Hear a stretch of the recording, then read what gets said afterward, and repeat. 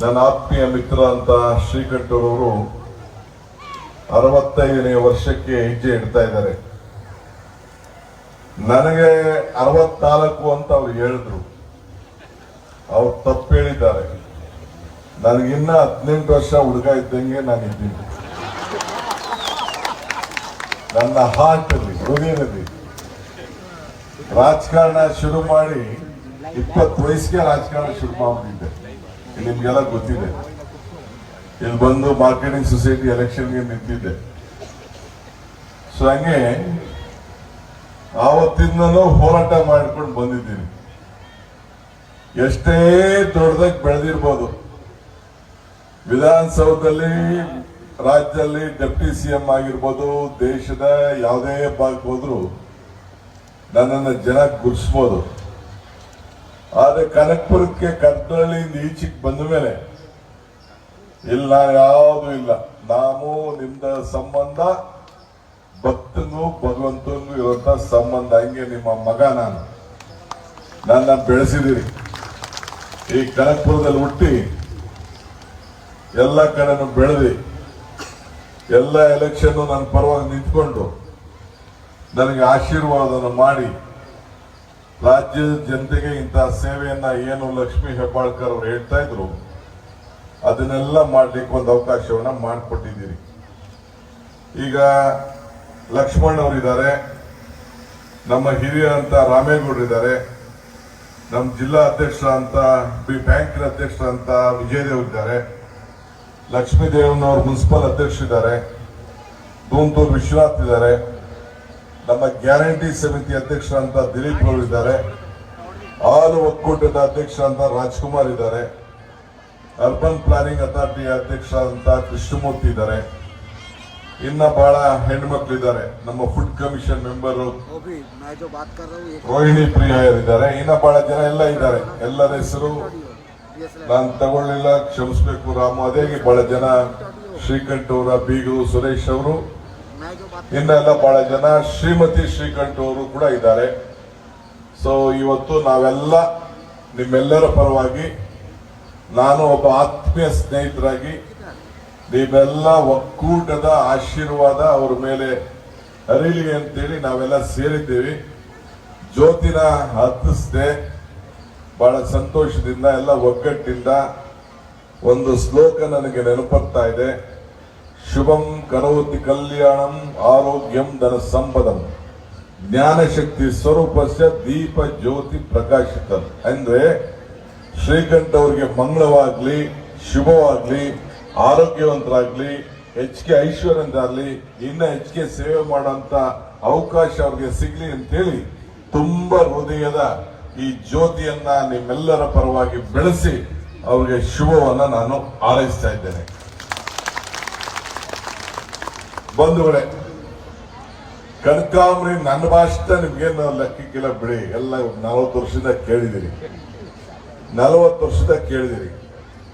ಕನಕಾಂಬರಿ ಸಂಘದ ಇವತ್ತು ವಾರ್ಷಿಕೋತ್ಸವ ಮಹಾಸಮಾವೇಶ ಇವತ್ತು ನಡೀತಾ ಇದೆ. ಮಹಿಳಾ ಜಾಗೃತಿ ಸಮಾವೇಶ. ಶ್ರೀಕಂಠ ಅವರು ಬಂದು ನನಗೆ ಈ ಜವಾಬ್ದಾರಿನ ವಹಿಸ್ಕೊಳ್ಳಿ ಅಂತ ಹೇಳಿದ್ದು ನಿಜ. ಆವತ್ತು ನಾನು ಬೇಡ, ನಾನು ಕೇಳಿದೆಲ್ಲ ಟೈಮ್ ಇಲ್ಲ ನನಗೆ ಅಂತ ಅವತ್ತು ನಾನು ಒಪ್ಕೊಳಕ್ ಹೋಗಿಲ್ಲ. ಬಟ್ ಹುಷಾರಾಗಿರಿ ಅಂತ ಮಾತ್ರ ಹೇಳಿದೆ ಅವ್ರಿಗೆ. ಯಾಕೆಂದ್ರೆ ನನ್ಗೆ ಗೊತ್ತಿದೆ ಏನೇನು ಸಮಸ್ಯೆ ಅಂತ. ಹಿಂದೆ ಶ್ರೀ ಶಕ್ತಿ ಸಂಘಟನೆ ಮಾಡಿದವರೇ ನಾನು. ನನ್ನ ಸಹಕಾರ ಇಲಾಖೆ ಮಂತ್ರಿ ಇದ್ದಾಗ ಕೃಷ್ಣ ಅವ್ರ ಕಾಲದಲ್ಲಿ ಆಗ ಪ್ರಾರಂಭ ಮಾಡಿದವರು ನಾವು.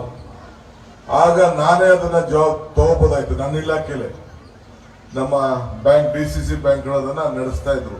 ಸೆಲ್ಫ್ ಹೆಲ್ಪ್ ಗ್ರೂಪ್ ಅಂತ ಹೇಳಿ ಸ್ವಸಹಾಯ ಗುಂಪುಗಳನ್ನ. ಅವತ್ತು ನಾನು ಬೇಡ ಅಂತೇಳಿ ಮೋಟಮ್ನವ್ರಿಗೆ ಕೃಷ್ಣ ಅವ್ರ ಕಾಲದಲ್ಲಿ ಜವಾಬ್ದಾರಿ ವಹಿಸಿ ಅದಕ್ಕೊಂದು ರಾಜ್ಯದಲ್ಲಿ ಒಂದು ಹೊಸ ರೂಪ ಕೊಟ್ಟು ಬಹಳ ಜನ ಲೀಡರ್ಗಳೆಲ್ಲ ಬೈದ್ರು. ನೀನು ಈ ಶ್ರೀಶಕ್ತಿ ಸಂಘ ಮಾಡಿಸ್ಬಿಟ್ಟು ಹೆಣ್ಮಕ್ಳು ಯಾರು ನನ್ನ ಕೈಗೆ ಸಿಗ್ತಾ ಇಲ್ಲ ನಮ್ಮ ಮನೆಗಳಲ್ಲಿ ಅಂತೇಳಿ ಬೇಕಾದಷ್ಟೆಲ್ಲ ಬ್ಯಾಗ್ ಹಾಕೊಂಡು ಹೊಡ್ಬಿಟ್ಟು ಅಂತ ಅಂದ್ಬಿಟ್ಟು ಬೈದ್ರು ಲೀಡರ್ಗಳು. ಇರ್ಲಿ, ಪರವಾಗಿಲ್ಲ. ಹೆಣ್ಣು ಕುಟುಂಬದ ಕಣ್ಣು. ಹೆಣ್ಣಿಗೆ ಆರ್ಥಿಕವಾದಂತ ಶಕ್ತಿ ಕೊಡಬೇಕು. ಹೆಣ್ಣೇ ಶಿಕ್ಷಕಿ ಮನೆಯಲ್ಲಿ. ಸೊ ಅದಕ್ಕೆ ಹೆಣ್ಣು ಸರಿಯಾಗಿ ಆರೋಗ್ಯವಂತರಾಗಿದ್ರೆ ಇವತ್ತು ನಾವೆಲ್ಲ ಆರೋಗ್ಯವಂತರಾಗಿದ್ದಂಗೆ. ಈಗ ಯಾವ್ದಾದ್ರು ಒಂದು ಊರಿಗೆ ಹೋದ್ರೆ ಈಗ ಗ್ರಾಮ ದೇವತೆ ಅಂತ ಕೇಳ್ತೀವಿ, ಯಾವುದು ಒಂದು ಕೇಳ್ತೀವಿ. ಭೂಮಿ ಕರಿಬೇಕಾದ್ರೆ ಭೂತಾಯಿ ಅಂತ ಹೇಳ್ತೀವಿ ನಾವು. ವೆಂಕಟೇಶ್ವರನ ಕರಿಬೇಕಾದ್ರೆ ಲಕ್ಷ್ಮೀ ವೆಂಕಟೇಶ್ವರ ಅಂತೀವಿ. ಪರಮೇಶ್ವರನ ಕರಿಬೇಕಾದ್ರೆ ಪಾರ್ವತಿ ಪರಮೇಶ್ವರ ಅಂತ ಹೇಳ್ತೀವಿ. ಈಗ ನನಗೆ ಯಾರು ಇನ್ವಿಟೇಷನ್ ಕೊಡ್ಬೇಕಾದ್ರೆ ನೋಡಿ, ಇಲ್ಲಿ ಇನ್ವಿಟೇಷನ್ ಬರ್ದವ್ರೆ, ಸುಮ್ಮನೆ ಶಿವಕುಮಾರ್ ಅಂತ ಬರ್ದಿಲ್ಲ, ಇನ್ವಿಟೇಷನ್ ಮೇಲೆ ಪ್ರಿಂಟ್ ಹಾಕ್ಬಿಟ್ಟವ್ರೆ, ಶ್ರೀಮತಿ ಮತ್ತು ಶ್ರೀ ಡಿ ಕೆ ಶಿವಕುಮಾರ್. ಕೊನೆಗೆ ಆಯ್ತಪ್ಪ, ಫಸ್ಟ್ ಹೆಣ್ಣಿಗೆ ಪ್ರಾಧಾನ್ಯತೆ, ಇದು ನಮ್ಮ ಸಂಸ್ಕೃತಿ. ಹಂಗೆ ಈ ಗಣೇಶನ ಹಬ್ಬನ ಗೌರಿ ಹಬ್ಬ ಮಾಡ್ತೀವಿ. ಗೌರಿ ಹಬ್ಬ ಮಾಡಕ್ಕೆ, ಗಣೇಶನ ಹಬ್ಬ ಮಾಡಕ್ಕೆ ಮುಂಚಿತಕ್ಕೆ ಫಸ್ಟ್ ಗಣೇಶನ್ ಮದುವೆ ಆಗ್ಲಿಲ್ಲ ಅಂದ್ಬಿಟ್ಟು ನಾವು ಫಸ್ಟ್ ಗೌರಿ ಮಾಡ್ಬಿಟ್ಟು ಆಮೇಲೆ ಗಣೇಶನ ಹಬ್ಬ ಮಾಡ್ತೀವಿ. ಹಂಗೆ ಗೌರಿ ಗಣೇಶ ಹಬ್ಬ ಮಾಡ್ತೀವಿ. ಹಂಗೆ ನಮ್ಮ ದೇಶದ ಆಸ್ತಿ ನಮ್ಮ ಸಂಸ್ಕೃತಿ. ನಮ್ಮ ಸಂಸ್ಕೃತಿಗೆ ಏನಪ್ಪಾ ಅಂದ್ರೆ ಹೆಣ್ಣು ಮಕ್ಕಳಿಗೆ ನಾವು ದೊಡ್ಡ ಗೌರವನ ಕೊಡಬೇಕು ಅಂತೇಳಿ ಇವತ್ತು ಇದೆ. ಆದ್ರಿಂದ ನಾನು ಕಾಂಗ್ರೆಸ್ ಪಕ್ಷದ ಅಧ್ಯಕ್ಷನಾದ ತಕ್ಷಣ ನಾನು ಅಧಿಕಾರ ಸ್ವೀಕಾರ ಮಾಡಿದಾಗ ಒಂದು ಮಾತು ಕೊಟ್ಟೆ, ನನಗೆ ಯುವಕರ ಮೇಲೆ ಹೆಣ್ಮಕ್ಳ ಮೇಲೆ ನಂಬಿಕೆ ಇದೆ, ಅವ್ರಿಗೆ ಸಹಾಯ ಮಾಡಬೇಕು ಅಂತೇಳಿ ನಾನು ಮಾತು ಕೊಟ್ಟೆ. ಆ ಪ್ರಕಾರ ಇವತ್ತು ಈ 5 ಗ್ಯಾರಂಟಿಗಳನ್ನು ಅನೌನ್ಸ್ ಮಾಡಿ, 5 ಗ್ಯಾರಂಟಿಗಳಲ್ಲಿ ನೀವು ಫಸ್ಟ್ ಈಗೇನು ನಾನು ದೀಪ ಹಚ್ಚಿದ್ನಲ್ಲ, ನಿಮ್ಮೆಲ್ಲರಿಗೂ ಕೂಡ 200 ಯೂನಿಟ್ ವರೆಗೂ ಫ್ರೀ ಕರೆಂಟ್ ಕೊಡಬೇಕು ಅಂತ ತೀರ್ಮಾನ ಮಾಡಿದೆ. ಅದಾದ್ಮೇಲೆ ಎಲ್ಲ ಬೆಲೆಗಳು ಜಾಸ್ತಿ ಆಗೋಗಿದೆ. ಅದೆಲ್ಲದಕ್ಕೂ ಕೂಡ ನಿಮ್ಗೆ ಗ್ಯಾಸ್ ಬೆಲೆ, ಎಣ್ಣೆ ಬೆಲೆ, ಸೀಮೆ ಎಣ್ಣೆ ಬೆಲೆ, ಸೋಪ್ ಬೆಲೆ, ಉಪ್ಪಿನ ಬೆಲೆ, ಬೇಳೆ ಬೆಲೆ ಎಲ್ಲ ಜಾಸ್ತಿ ಆಗೋಗಿದೆ ಅಂತ, ಅಡಿಗೆ ಎಣ್ಣೆ ಬೆಲೆ ಎಲ್ಲ ಜಾಸ್ತಿ ಆಗೋಗಿದೆ ಅಂತೇಳಿ ಸಹಾಯ ಮಾಡಬೇಕು ಅಂತೇಳಿ 2,000 ರೂಪಾಯಿನ ಅದಕ್ಕೆ ಗೃಹಲಕ್ಷ್ಮಿ, ಕರೆಂಟ್ಗೆ ಗೃಹ ಜ್ಯೋತಿ, ಹಂಗೆ ಆಮೇಲೆ ಹೆಣ್ಮಕ್ಳಿಗೆ ಉಚಿತವಾಗಿ ಹೋರಾಟ ಮಾಡಲಿ ಅಂತೇಳಿ ಫ್ರೀಯಾಗೆ 4-5 ಸಾವಿರಾರು ತಿಂಗಳಿಗೆ ಉಳಿಲಿ ಅಂದ್ಬಿಟ್ಟು ಫ್ರೀಯಾಗೆ ಬಸ್ಸು. ಇಡೀ ದೇಶದಲ್ಲಿ ಎಲ್ಲೂ ಇಲ್ಲ 10 ಕೆಜಿ ಅಕ್ಕಿ, 5 ಕಾರ್ಯಕ್ರಮ, ಯುವಕರಿಗೆ 3,000 ರೂಪಾಯಿ ದುಡ್ಡು. ಈಗ ನಮ್ಮನ್ನೆಲ್ಲ ಬಹಳ ಜನ ಟೀಕೆ ಮಾಡಿದ್ರು, ಆದ್ರೆ ಕೊನೆಗೆ ಪ್ರೈಮ್ ಮಿನಿಸ್ಟರ್ ಟೀಕೆ ಮಾಡಿದ್ರು. ಈಗ ಬಿಜೆಪಿ ರಾಜ್ಯದಲ್ಲಿ ಶುರು ಮಾಡ್ಬಿಟ್ಟವ್ರೆ. ಮೊನ್ನೆ ಮಹಾರಾಷ್ಟ್ರದಲ್ಲಿ ನಾನು ಲಕ್ಷ್ಮೀ ಹೆಬ್ಬಾಳ್ಕರ್ ಹೋಗಿದ್ದು ಚುನಾವಣಾ ಪ್ರಚಾರಕ್ಕೆ. ಅಲ್ಲಿನ ಹೆಸರಿಟ್ಟಾರಲ್ಲ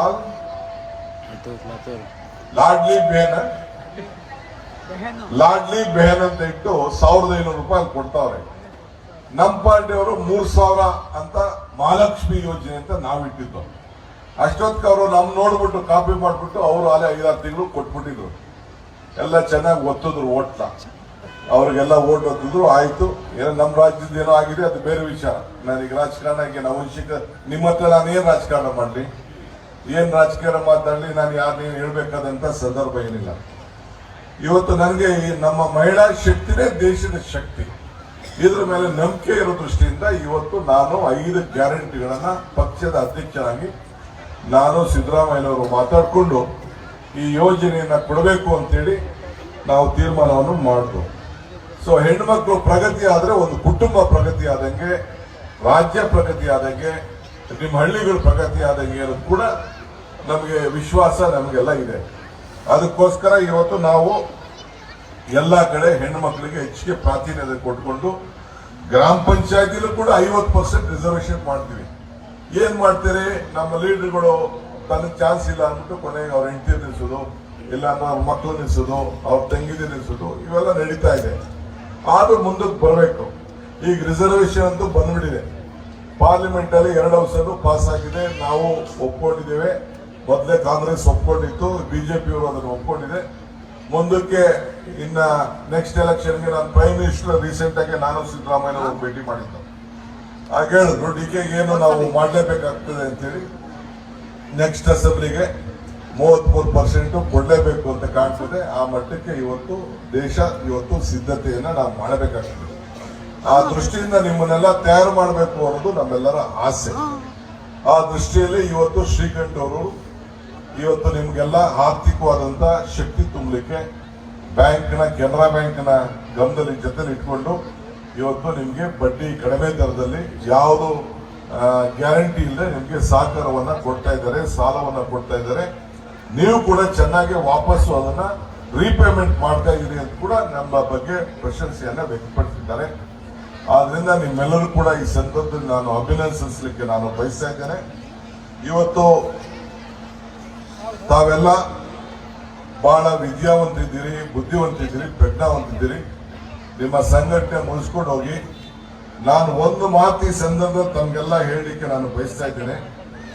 ಏನಪ್ಪಾ ಅಂತಂದ್ರೆ, ಇವತ್ತು ನೀವು ನಮ್ಮ ತಾಲೂಕಿನವರು, ಬಹಳ ಜನ ಎಲ್ಲ ಸಾತ್ತೂರು ಹೋಬಳಿ ಜಾಸ್ತಿ,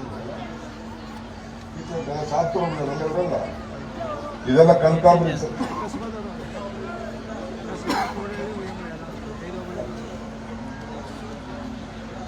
ಓಕೆ, ನಾನು ಫಸ್ಟ್ ಸಾತ್ತೂರು ಹೋಬಳಿ ಜಾಸ್ತಿ ಹೇಳ್ಕೊಂಡಿದ್ದೆ. ಆಯ್ತು, ಒಳ್ಳೇದಾಯ್ತು, ಎಲ್ಲ ಇದ್ದೀರಿ ನೀವು. ನಾನು ಒಂದು ಹೇಳೋದನ್ನ ಸ್ವಲ್ಪ ತಲೆಯಲ್ಲಿ ಮಡಿಕೊಳ್ಳಿ, ಏನ್ ಹೇಳ್ತಾ ಇದ್ದೀನಿ ಅಂತ. ಯಾರು ನಿಮ್ಮ ಮನೆ ಯಜಮಾನರುಗಳಿಗೆ ನಿಮ್ಮ ಜಮೀನನ್ನ ಮಾರ್ಲಿಕ್ಕೆ ಅವಕಾಶ ಕೊಡಬಾರ್ದು. ಅದು ನಿಮ್ಮ ಮನೆಯಲ್ಲಿ ನೀವು ಯಾರು ಸೈನ್ ಹಾಕಕ್ ಹೋಗ್ಬಾರ್ದು. ಅವ್ರಿಗೆ ಹೇಳ್ಬೇಕು, DK ಶಿವಕುಮಾರ್ ಹೇಳಿದ್ದಾರೆ, ನಿಮ್ಮ ಆಸ್ತಿಗಳನ್ನ ಮಾರ್ಕೊಳ್ಬಾರ್ದು ಅಂತ. ಹಿಂದೆ ನಾನು ಕನಕಪುರಕ್ಕೆ MLA ಹೊಸದಾಗಿ ನಿಂತ್ಕೊಂಡಾಗ ಸಾತ್ತೂರಿಗೆ ಬಂದಾಗೂ ಹೇಳಿದ್ದೆ ಅವ್ರಿಗೆ. 2 ಲಕ್ಷ 3 ಲಕ್ಷಕ್ಕಿತ್ತು ನಮ್ಮ ಸಾತ್ತೂರು ಹೋಬಳಿ ಜಮೀನು. ಕೋಡಳ್ಳಿ ಹೋಬಳಿಲು 1 ಲಕ್ಷ 2 ಲಕ್ಷ ಇತ್ತು. ಈಗ ಎಲ್ಲಿ ಕೇಳೋದು 50 ಲಕ್ಷ 1 ಕೋಟಿ ಹೇಳ್ತಾ ಇದ್ದಾರೆ. ಹಿಂಗೆ ಕನಕಪುರ ಸುತ್ತಮುತ್ತಲು. ನೀವು ಮುಂದಕ್ಕೂ ಅಷ್ಟೇ, ಏನ್ ಆಗ್ತದೆ ಕನಕಪುರ ಅಂತ ನಾನು ಬಾಯ್ ಬಿಟ್ಟು ನಾನು ಹೇಳಕ್ ಹೋಗುದಿಲ್ಲ. ನಾವು ರಾಮನಗರ ಜಿಲ್ಲೆ ಅಂತ ಇರ್ಬೋದು, ಮೂಲತವಾಗಿ ನಾವು ಬೆಂಗಳೂರು ಜಿಲ್ಲೆಯವರು, ಬೆಂಗಳೂರು ಗ್ರಾಮಾಂತರ ಜಿಲ್ಲೆಯವರು. ಬೆಂಗಳೂರು ವಿಧಾನಸೌಧ, ಬೆಂಗಳೂರು ಕೂಡ ನಿಮ್ ಪಾಲಿದೆ. ಇದು ನಿಮ್ ತಲೆಯಲ್ಲಿ, ನಮ್ಮ ಜನತೆಗೆ ನಮ್ಮ ಹೆಡ್ ಕ್ವಾರ್ಟರ್ಸ್ ಅದು. ನಿಮ್ಮ ಮೂಲ ಆಸ್ತಿ ಎಲ್ಲ ನೀವು ಪತ್ರಗಳು ತೆಗೆದು ನೋಡಿ. ಬೆಂಗಳೂರು ಜಿಲ್ಲೆ ಅಂತಾನೆ ನಿಮ್ಮ ಆಸ್ತಿಗಳಲ್ಲಿ ನಿಮ್ಮ ಕುಟುಂಬಸ್ಥರು, ನಿಮ್ಮ ಹಿರಿಯರೆಲ್ಲ ಇಟ್ಕೊಂಡಿರುವಂತ ಆಸ್ತಿ ಇದೆ. ಆದ್ರಿಂದ ಯಾವ ರೀತಿ ನಿಮ್ಮ ರಸ್ತೆಗಳನ್ನ ಯಾವ ರೀತಿ ಮಾಡಿದೀವಿ, ಸಾತ್ತೂರು ರಸ್ತೆ ಹೆಂಗಿತ್ತು, ದೊಡ್ಡಾಳಿ ರಸ್ತೆ ಹೆಂಗಿತ್ತು, ಕೋಡಳ್ಳಿ ರಸ್ತೆ ಹೆಂಗಿತ್ತು, ಕನಕಪುರ ಟೌನ್ ರಸ್ತೆ ಹೆಂಗಿದೆ, ಬೇರೆ ಬೇರೆ ಬಳ್ಳವಾಡಿ ರಸ್ತೆ ಹೆಂಗಿದೆ ಅನ್ನೋದು ನೋಡಿ. ಈಗ ರಾಮನಗರ ರಸ್ತೆ ಒಂದು ಹೊಡಿಬೇಕು, ಈಗ ಅದಕ್ಕೆ ಸಿದ್ಧತೆ ರೆಡಿ ಮಾಡ್ತಾ ಇದ್ದೀನಿ, ಅದು ಕೂಡ ಹೊಡಿತೀನಿ. ಸೊ ಎಲ್ಲ ಭೂಮಿ ಮೇಲೆ ತಿರ್ಗಾ ಎಲ್ಲ ಜಾಸ್ತಿ ಆಗ್ತದೆ. ಬೇರೆ ಬೇರೆ ಯೋಜನೆಗಳೆಲ್ಲ ನಾವೆಲ್ಲ ಸಿದ್ಧತೆಯನ್ನ ನಾನು ಮಾಡ್ಕೊಳ್ತಾ ಇದ್ದೀನಿ.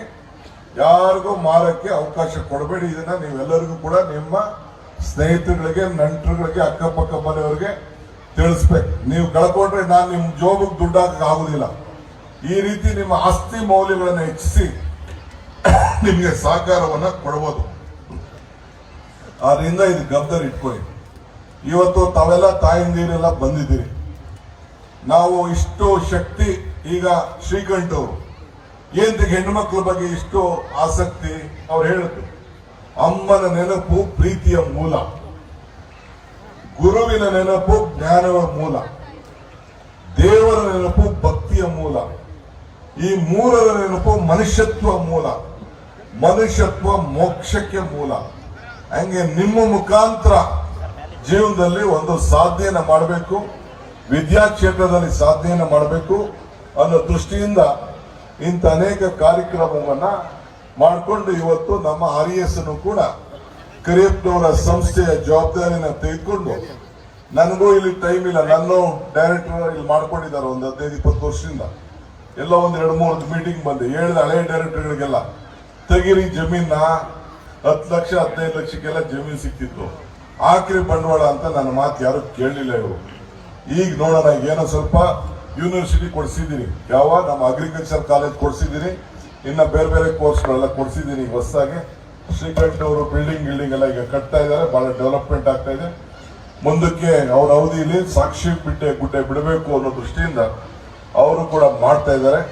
ಸೊ ಎಲ್ಲರೂ ಕೂಡ ಈಗಿರೋ ಮ್ಯಾನೇಜ್ಮೆಂಟ್ ಕೂಡ ಅವ್ರಿಗೆ ಚೆನ್ನಾಗಿ ಸಹಕಾರ ಕೊಡ್ತಾ ಇದ್ದಾರೆ. ಈ ಸಂಸ್ಥೆ ಇನ್ನ ಬೆಳಿಬೇಕು. ನಾನು ಒಂದು ಸಂಸ್ಥೆ ಕಟ್ಟಿಬಿಟ್ಟಿದ್ದೆ, ಇಲ್ಲಿ ಕಾಂಪಿಟೇಷನ್ ಮಾಡೋದು ಬೇಡ ಅಂತ ಹೇಳಿ ನಾನು ಮಾಡಲಿಲ್ಲ. ಎಲ್ಲ ಆಸ್ತಿ ಪಾಸ್ತಿ ಎಲ್ಲ ಬರ್ಕೊಟ್ಬಿಟ್ಟು ಅಲ್ಲೆಲ್ಲ ದೊಡ್ಡಲ್ಲೆಲ್ಲ ಗೌರ್ಮೆಂಟ್ ಹೆಸರಿಗೆ ಬರ್ಕೊಟ್ಬಿಟ್ಟು ಅವ್ರ ಹೆಸರೆಲ್ಲ ನಾವು ಮಾಡ್ಕೊಂಡು ನಾವು ಬಂದಿದ್ದೀವಿ. ಇವತ್ತು ತಮ್ಗೆ ಹೇಳೋದಿಷ್ಟೇ, ದೇವರು ವರನೂ ಕೊಡೋದಿಲ್ಲ, ಶಾಪನೂ ಕೊಡೋದಿಲ್ಲ, ಅವಕಾಶ ಮಾತ್ರ ಕೊಡ್ತಾನೆ ಅಂತ ಯಾವಾಗಲೂ ಭಾಷಣ ಹೇಳ್ತಾ ಇರ್ತೀನಿ ನಾನು. ಹಂಗೆ ಇವತ್ತು ನಿಮ್ಗೆ ಸಿಕ್ಕಿರುವಂತ ಅವಕಾಶ, ಶ್ರೀಕಂಠ ಅವ್ರಿಗೆ ಸಿಕ್ಕಿರುವಂತ ಅವಕಾಶನ ಬಹಳ ಸರಿಯಾದ ರೀತಿಯಲ್ಲಿ ಸದುಪಯೋಗವನ್ನು ಮಾಡಿಕೊಂಡು ತಮ್ಗೆ ಒಂದು ನೆಮ್ಮದಿ ಬೇಕಲ್ಲ. ಏನಾದ್ರು ಕೊನೆಗೆ ಈಗ ದೇವಸ್ಥಾನಕ್ಕೆ ಏನ್ ಹೋಗ್ತೀವಿ ನಾವು, ದೇವ್ರನ್ನೇನು ಬಿಡಕ್ ಹೋಗ್ತೀವಿ, ಕೊನೆಗೆ ನನ್ನ ಆರೋಗ್ಯ ಕೊಡಪ್ಪ, ನನಗೆ ಶಕ್ತಿ ಕೊಡು, ಮಕ್ಕಳ ವಿದ್ಯಾಭ್ಯಾಸ ಕೊಡು, ಕೊನೆಗೆ ನೆಮ್ಮದಿ ಕೊಡು ಅಂತ ಕೇಳ್ತೀವಿ. ಹಂಗೆ ನಿಮಗೆ ಸೇವೆ ಮಾಡೋ ಮುಖಾಂತರ ಅವರ ಜೀವನದಲ್ಲಿ ಒಂದು ನೆಮ್ಮದಿಯನ್ನ ಸಂಪಾದನೆ ಮಾಡಬಹುದು ಅನ್ನೋ ದೃಷ್ಟಿಯಿಂದ ಇವತ್ತು ಈ ದೊಡ್ಡ ಜವಾಬ್ದಾರಿಯನ್ನು ತೆಗೆದುಕೊಂಡು, ಯಾಕೆಂದ್ರೆ ಈ ಹಣಕಾಸು ವಹಿವಾಟು ಮಾಡ್ತಾ ಇರೋದು ಬಹಳ ಕಷ್ಟ. ಈ ಬ್ಯಾಂಕ್ ನಡೆಸೋದು ಇದೆಲ್ಲ ಯಾರೋ ಹೆಚ್ಚು ಕಮ್ಮಿ ಒಂದು 4-5 ಸೊಸೈಟಿಯವರು ಹೆಚ್ಚು ಕಮ್ಮಿ ಮಾಡಿದ್ರೆ ದೊಡ್ಡ ಕೆಟ್ಟ ಹೆಸರು ಬಂದ್ಬಿಡ್ತದೆ. ಆದ್ರೂ ಕೂಡ ಅವರು ದೊಡ್ಡ ಪ್ರಯತ್ನವನ್ನ ಈ ಸಂದರ್ಭದಲ್ಲಿ ಅವರು ಮಾಡ್ತಾ ಇದ್ದಾರೆ. ಸೊ ಅದರಿಂದ ತಮ್ಗೆ ನಾನು ಹೇಳೋದಿಷ್ಟೇ, ಇವತ್ತು ತಾವೆಲ್ಲ ಈ ನಿಮ್ಗೆ ಬದುಕಿನಲ್ಲಿ ಒಂದು ದೊಡ್ಡ ಸಾಧನೆ ಮಾಡಲಿಕ್ಕೆ ಇವತ್ತು ನೀವೆಲ್ಲ ಹೊರಟಿದ್ದೀರಿ. ನಿಮ್ಮ ಕುಟುಂಬಕ್ಕೆ ಈಗ ನಾವೇನು ಬಿತ್ತೀವೋ ಆ ಬೀಜ ಬೆಳೀತದೆ. ಹಂಗೆ ಈ ಶಾಲೆಗಳಲ್ಲಿ ಏನು ನಾವು ಹೇಳ್ಕೊಡ್ತೀವೋ ಮಕ್ಕಳಿಗೆ ಅದ್ರ ಬಗ್ಗೆ ಹೆಚ್ಚಿಗೆ ಜ್ಞಾನ ಆಗ್ತದೆ. ಆ ದೃಷ್ಟಿಯಿಂದ ಇವತ್ತು ನೀವೆಲ್ಲ ಕೂಡ ಈ ಸಂದರ್ಭದಲ್ಲಿ ಒಳ್ಳೆ ಕೆಲಸ ಮಾಡ್ತಾ ಇದ್ದೀರಿ. ನಿಮ್ಮ ಸಂಸ್ಥೆಗಳು, ನಿಮ್ಮ ಸಂಘಗಳು ಇನ್ನು ಆರ್ಥಿಕವಾದ ಶಕ್ತಿ ತಮ್ಮ ಕಾಲ ಮೇಲೆ ತಮ್ಮ ಬದುಕನ್ನ ಕಟ್ಕೊಳ್ಬೇಕು. ಈಗ ಲಕ್ಷ್ಮೀ ಹೆಬ್ಬಾಳ್ಕರ್ ಅವರು ಕೈ ಎತ್ತಿಸಿದಾಗ ಎಲ್ಲರೂ ಕೈ ಎತ್ತಿದ್ರಿ. ತಿಂಗಳಿಗೆ 2,000 ಮನೆ ಬಾಗಿಲಿಗೆ ಬರ್ತಾ ಇದೆ, ಕರೆಂಟ್ ಬಿಲ್ ಫ್ರೀ ಬರ್ತಾ ಇದೆ, ಫ್ರೀಯಾಗಿ ಬಸ್ಸಲ್ಲಿ ಹೋಗ್ಬೋದು, 10 kg ಅಕ್ಕಿ ಬರ್ತಾ ಇದೆ ಅಂತಂದ್ರೆ ಯಾವಾಗಿತ್ತು ಇಂಥ ಅವಕಾಶ? ಈ DK ಶಿವಕುಮಾರ್ನ ಈ ಮಟ್ಟಕ್ಕೆ ನೀವು ಬೆಳೆಸೋದಕ್ಕೆ ಇಂಥ ಒಂದು ದೊಡ್ಡ ಶಕ್ತಿ ನಿಮ್ಗೆ ಜೊತೆಗೆ ರಾಜ್ಯಕ್ಕೂ ಕೂಡ ಇವತ್ತು ಸಿಕ್ಕಿದೆ. ಮುಂದಕ್ಕೆ ಅದಕ್ಕೆ ನಾನು ಬಹಳ ದೂರದೃಷ್ಟಿಯಿಂದ ಇಟ್ಕೊಂಡು ನಿಮ್ಮ ಆಸ್ತಿಗಳನ್ನ ಮಾರಕ್ಕೆ ನಿಮ್ಮ ಯಜಮಾನಗಳಿಗೆ, ನಿಮ್ಮ ಮಕ್ಕಳಿಗೆ ಬಿಡಬೇಡಿ ಅಂತ ಹೇಳಿ ನಾನು ನಿಮ್ಗೆ ಮನವಿಯನ್ನ ಈ ಸಂದರ್ಭದಲ್ಲಿ ನಾನು ಮಾಡ್ತಾ ಇದ್ದೇನೆ. ಆದ್ರಿಂದ ಈ ಸಂದರ್ಭದಲ್ಲಿ ಕೆಲವೆಲ್ಲ ನಮ್ಮ ಲೀಡರ್ಗಳೇ ಬಂದ್ಬಿಡ್ತಾರೆ. ಅವ್ನ್ ಮಾರಿ ಒಳ್ಳೆ ಬೆಲೆ ಬಂದ್ಬಿಡ್ತು, ಒಳ್ಳೆ ಬೆಲೆ ಸಿಕ್ತು, ಯಾರ ಮಾತು ಕೇಳಕ್ ಹೋಗ್ಬಿಡಿದ್ವಿ. ನನ್ನ ಮಾತು ಕೇಳಿ ನೀವು 1 ಎಕರೆ 1 ಕುಂಟೆನೂ ಮಾರಂಗಿಲ್ಲ ನೀವು ಯಾರು ಮುಂದಕ್ಕೆ. ಈಗೆಲ್ಲ ಏನೇನಾಗಿದೆ ಪರಿಸ್ಥಿತಿ ಅಂತ ನಾನು ಅದನ್ನು ಬಿಚ್ಚಿ ಈ ಸಂದರ್ಭದಲ್ಲಿ ನಾನು ಮಾತಾಡಕ್ ಹೋಗುದಿಲ್ಲ. ಸೊ ಇವತ್ತು ನಮ್ಮ ಶ್ರೀಕಂಠ ಅವರ ಕುಟುಂಬನೂ ಇಲ್ಲಿದೆ, ಅಭಿಮಾನಿಗಳಿದ್ದಾರೆ, ಕಾರ್ಯಕರ್ತರಿದ್ದಾರೆ, ಸ್ನೇಹಿತರಿದ್ದಾರೆ, RS ಸಂಸ್ಥೆಯವರಿದ್ದಾರೆ. ನಾವೆಲ್ಲ ಒಗ್ಗಟ್ಟಿನಿಂದ ಅವ್ರಿಗೆ ಭಗವಂತ ಆರೋಗ್ಯವನ್ನ ಕೊಡ್ಲಿ, ಹೆಚ್ಚಿಗೆ ಸೇವೆ ಮಾಡೋಂಥ ಶಕ್ತಿ ಸಿಗ್ಲಿ ಅಂತ ಹೇಳಿ ಭಗವಂತನಲ್ಲಿ ಕೂಡ ನಾನು ಪ್ರಾರ್ಥನೆ ಮಾಡಿಕೊಂಡು ಇನ್ನ ಬಹಳ ಮೈಲಿಗಳನ್ನು ನಾವು ಮುಟ್ಟಬೇಕಾಗಿದೆ. ಕನಕಪುರಕ್ಕೆ ಒಂದು ಹೊಸ ರೂಪವನ್ನ ಇನ್ನ ಈ ವರ್ಷ 2025ಕ್ಕೆ ಅನೇಕ ಕಾರ್ಯಕ್ರಮವನ್ನು ರೂಪಿಸ್ತಾ ಇದ್ದೇನೆ. ಇವತ್ತು ನಾನು ಈಗ ಅದ್ರ ಬಗ್ಗೆ ನಾನೇನು ಮಾತಾಡಕ್ ಹೋಗುದಿಲ್ಲ. ತಾವು ಈ ಕನಕಾಂಬರಿ ಸಂಘ ಪ್ರತಿಯೊಂದು ಕುಟುಂಬ, ನೀವು ಏನೋ ಈ ಸಾಲ ತೆಗೆದುಕೊಳ್ತಾ ಇದ್ರಿ, ಬರೀ ಸಾಲ ತೀರ್ಸಕ್ ಹೋಗ್ಬೇಡಿ. ನಿಮ್ಮ ಬದುಕನ್ನ ಕಟ್ಕೊಳ್ಬೇಕು, ನೀವು 4 ಜನಕ್ಕೆ ಉದ್ಯೋಗ ಕೊಡಬೇಕು. ಆ ರೀತಿ ಕಾರ್ಯಕ್ರಮಗಳನ್ನ ನೀವು ರೂಪಿಸ್ಬೇಕು. ಆಗ ಮಾತ್ರ ನೀವು ಸಾಲ ತೀರ್ಸ್ಕೊಳ್ಳಿಕ್ಕೆ ಒಂದು ಗೌರವ ಸಿಗ್ತದೆ. ಅವ್ರು ಹೇಳ್ದಂಗೆ ಒಂದು ಸಂಘಕ್ಕೆ 25 ಲಕ್ಷ ಅವ್ರಿಗೆ ಕೊಡ್ಬೇಕು ಅಂದ ತಕ್ಷಣ ನಾನೇನ್ ದೊಡ್ಡ ಸಂಸ್ಥೆ ಕಟ್ಟಿ ಅಂತ ಹೇಳುದಿಲ್ಲ. 4-5 ಜನ ಉದ್ಯೋಗ ನೀವೇ ಕೊಟ್ಕೊಂಡು ವ್ಯಾಪಾರ ವಹಿವಾಟು ವ್ಯವಹಾರನ ಮಾಡಿಕೊಂಡು ನಿಮ್ಮ ಬದುಕು ಒಳ್ಳೆ ಉತ್ತಮವಾಗಿ ಉಜ್ವಲವಾಗಿ ಬೆಳಿಲಿ ಅಂತೇಳಿ, ನಿಮ್ಮ ಬದುಕು ಕತ್ತಲೆಯಿಂದ ಬೆಳಕಿಗೆ ಹೋಗ್ಲಿ ಅಂತೇಳಿ ನಿಮ್ಮಲ್ಲೆಲ್ಲ ಕೂಡ ನಾನು ಪ್ರಾರ್ಥನೆ ಮಾಡಿಕೊಂಡು, ನಾನೇನು ನಮ್ಮ ಕ್ಷೇತ್ರದ ಜನತೆಗೆ ನಾನೇನು ಹೊಸದಾಗಿ ನಾನೇನು ಮಾತಾಡಬೇಕಾಗಿಲ್ಲ. ನಿಮ್ಮ ಮಗ ಸಾಕಿದಿರಿ, ಬೆಳೆಸಿದಿರಿ, ಆಶೀರ್ವಾದ ಮಾಡ್ತಾ ಇದೀನಿ. ಯಾವಾಗಲೂ ನಿಮ್ಮನ್ನ ಈಗ ಮೊದಲಾದ್ರೆ ಊರೂರಿಗೂ ತಿರುಗ್ತಿದ್ದೆ, ಈಗ ಸ್ವಲ್ಪ ಜಾಸ್ತಿ ಜವಾಬ್ದಾರಿ ಇರೋದ್ರಿಂದ ತಿರ್ಗಕ್ ಆಗ್ತಾ ಇಲ್ಲ. ಈಗ ಒಂದೊಂದು ಹೋಬಳಿಗೆ, ಒಂದೊಂದು ಪಂಚಾಯತಿಗೆ ಒಂದು ಕಾರ್ಯಕ್ರಮನ ಮುಂದಿನ ದಿನದಲ್ಲಿ ನಾನು ಹಂಚ್ಕೊಳ್ತೀನಿ. ಅವೆಲ್ಲ ಬಂದು ನಿಮ್ಮನ್ನು ಭೇಟಿ ಮಾಡುವಂತ ಕೆಲಸ ಮಾಡ್ತೀನಿ. ತಾವು ಪ್ರೀತಿ ವಿಶ್ವಾಸ ಇರಲಿ. ವಿಶೇಷವಾಗಿ ಇವತ್ತು ನಮ್ಮ ದರ್ಶನ್ ಅವರು ಬಂದಿದ್ದಾರೆ. ನಮ್ಮ ಧ್ರುವನಾರಾಯಣ ಅವರ ಸುಪುತ್ರ, ನನ್ನ ಆತ್ಮೀಯ ಗೆಳೆಯ ಆತ. ಆತನಿಗೂ ಕೂಡ ಯಾವಾಗಲೂ ಅವ್ರ ತಂದೆ ಬರ್ತಾ ಇದ್ರು. ಅವರ ತಂದೆಗೆ ನಾವು ಒಂದು ದೊಡ್ಡ ಶಕ್ತಿಯಾಗಿ ಅವ್ರು ಹೇಳ್ದಂಗೆ ಇವತ್ತು ಆತ ನನ್ನ ಭಗವಂತನ ಪಾದಕ್ಕೆ ಹೋಗ್ಲಿಲ್ಲ ಅಂದ್ರೆ ಇವತ್ತು ನನ್ನ ಜೊತೆ ಮಂತ್ರಿ ಆಗೋದನ್ನ ಯಾರು ಕೂಡ ತಪ್ಸಕ್ ಆಗ್ತಿರ್ಲಿಲ್ಲ. ಅಂತ ಕೆಲಸ ಇವತ್ತು ಆಗ್ತಿತ್ತು, ಆಗೋಯ್ತು ಬಿಡಿ. ಮುಂದಕ್ಕೆ ನಮ್ಮ ಹುಡುಗನ ಹತ್ರ ನೋಡೋಣ. ತಾವೆಲ್ಲ ಸೇರಿ ಈ ಕಾರ್ಯಕ್ರಮನ ಎಲ್ಲ ಕಾರ್ಯಕರ್ತರು, ಅಭಿಮಾನಿಗಳು ಬಹಳ ಸಂತೋಷದಿಂದ ಈ ಕಾರ್ಯಕ್ರಮನ, ಈ ಸಂಭ್ರಮದಿಂದ ಈ ಹುಟ್ಟು ಹಬ್ಬದವನ್ನ ಆಚರಣೆ ಮಾಡ್ತಾ ಇದ್ದೇವೆ. ಭಗವಂತ ಒಳ್ಳೇದು ಮಾಡಲಿ ಅಂತ ಹೇಳಿ ಪ್ರಾರ್ಥಿಸಿ